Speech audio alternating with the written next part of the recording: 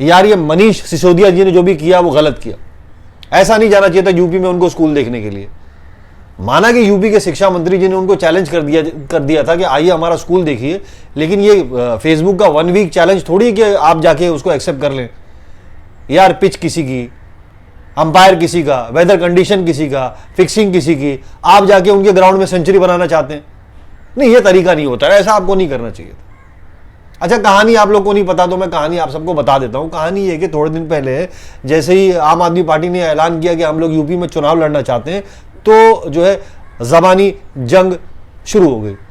अब ये हुआ कि दोनों पार्टी की तरफ से एक दूसरे पे हमला बोलना शुरू किया गया और यूपी के शिक्षा मंत्री जी ने ये चैलेंज कर दिया कि हमारे सरकारी स्कूल किसी से कम नहीं, अगर आपको आना है तो आइए देख लीजिए। बस ये कहानी। अब ये लोग सचमुच देखने चले गए, संजय सिंह जी और सिसोदिया जी, और पुलिस ने रोक लिया उनको। ये कहानी अब आपको एक मैं रियल स्टोरी सुनाता हूँ, रियल स्टोरी। हमारे कॉलेज में कॉलेज के दिनों में ये हुआ था कि 2 लोगों के बीच में झगड़ा हो गया। मैं नाम नहीं बताता, ए और बी के बीच में। ए ने बी को कहा कि बी मैं तेरे घर में घुस के मारूंगा, तो बी ने कहा ठीक है ये मेरे घर का एड्रेस है, हिम्मत है तो आ। तो एक दिन बी के घर की घंटी बजी और बी ने दरवाजा खोला तो ए दरवाजे के सामने खड़ा था, बोला देख मैं आ गया, आप क्या करेगा। अब बी कंफ्यूज हो गया, बी के समझ में नहीं आया कि क्या रिएक्ट करे, क्योंकि ऐसा थोड़ी होता है, वो उसने तो बोला। अब मुद्दे की बात, आप लोगों को समझ में आया? नहीं समझ में आया। देखो पुलिस वाले के भी समझ में नहीं आया। जब सिसोदिया जी अपनी गाड़ी लेकर पहुंच गए वहां पर, तो उन्होंने उनको रोक दिया, उन्हें पूछा कानून समझाइए, तो उनकी समझ में नहीं आया। उन्हें कानून समझाने के बजाय कोशिश की कि ऐसी बात की जाए कि उनके समझ में नहीं आया। समझे? समझ के समझो, समझ समझना भी एक समझ, और समझ के ये जो ना समझे मेरी समझ में वो ना समझे। समझे कि नहीं समझे? समझोगे भी नहीं। जब हम नहीं समझे तो तुम क्या समझोगे?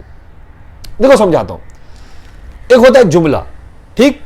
जैसे यूपी के शिक्षा मंत्री जी ने कहा कि कोई भी आगे देख सकता, ये एक जुमला है, और जुमले की गरिमा को कभी भी ठेस नहीं पहुंचाना चाहिए। जुमले की का सम्मान होना चाहिए। जैसे अच्छे दिन आने वाले हैं, ठीक? ये एक अच्छा जुमला है। अब कब आने वाले हैं? 5 साल बाद, 10 साल बाद, 25 साल बाद, है ये फ्यूचर टेंस है ना, आने वाले 50 साल बाद। नहीं, वैसे भी मोटा भाई ने बोला कि हम 50 साल तक राज करेंगे, हो सकता है 50 साल के बाद अच्छे दिन आ जाए। देखो ये एक जुमला है, और जुमले को जुमले की तरह लेना चाहिए। अभी सिसोदिया जी ने क्या किया, वो चले गए, अब पुलिस को रोकना पड़ा। अब यूपी पुलिस को वो कह रहे हैं कि किस कानून के तहत हमको रोका जा रहा है। देखिए सिसोदिया जी, आप यूपी में खड़े होकर बोल रहे हैं कि किस कानून के तहत ऐसा किया जा रहा है। नहीं, मतलब आप सोचिए, ये ठीक बात है क्या? तो उस महिला पुलिस ने एक जिम्मेदारी वाला काम किया, जो उसकी समझ में नहीं आया तो उसने कमिश्नर से बात करवा दी।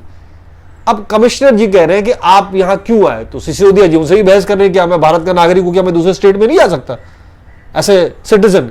तो कह रहे नहीं, परमिशन लेनी चाहिए। देखिए कमिश्नर जी की भी बात सही है, क्योंकि इस देश में कोई बिना परमिशन लिए आंदोलन कर रहा है, कोई प्रोटेस्ट कर रहा है, कोई दूसरे के स्कूल देखने जा रहा है, उनके ऊपर भी तो मतलब उनके ऊपर भी तो एक जिम्मेदारी का एक वो है। उन्होंने क्या किया?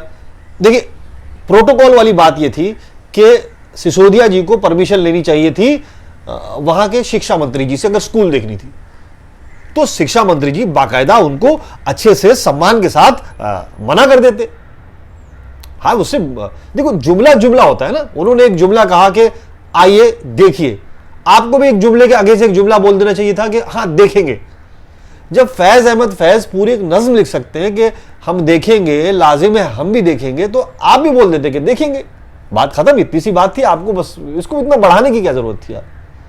अच्छा, उसके बाद सूत्र ये भी बताते हैं कि सिसोदिया जी ने क्या किया कि एक गांधी भवन लखनऊ में एक जो है एक ओपन जो है डिबेट का वो किया, अरेंजमेंट किया, और एक कुर्सी रखी, कुर्सी के ऊपर जो है यूपी के शिक्षा मंत्री की तस्वीर रखी, उनका नाम लिख दिया। पता नहीं वो गए थे कि नहीं गए थे क्या? अच्छा, यहां तक तो ठीक था। दिल्ली के सीएम अरविंद केजरीवाल जी भी चढ़ा रहे हैं, वो मजा ले रहे हैं, वो कह रहे हैं कि हमारे यहां आइए। उन्होंने ट्वीट कर दिया कि हमारे आइए, हमारे स्कूल देखिए, हमारे शानदार स्कूल देखिए, हम किसी को रोकेंगे नहीं। ये कोई बात नहीं हुई यार। आपके पास कोई चीज बनी हुई, आपने अच्छा काम किया तो आप दिखावा करेंगे, आप दिखावट करेंगे। हाँ, जिसके पास नहीं है, जो नहीं कर पाया कुछ और जरूरी चीजों की वजह से, तो आप उसको बोलेंगे आओ देखो। तो एक पत्रकार ने सिसोदिया जी से एक सवाल पूछा कि आप यूपी में किस बेस पे चुनाव लड़ना चाहते हैं? तो उन्होंने कहा कि शिक्षा,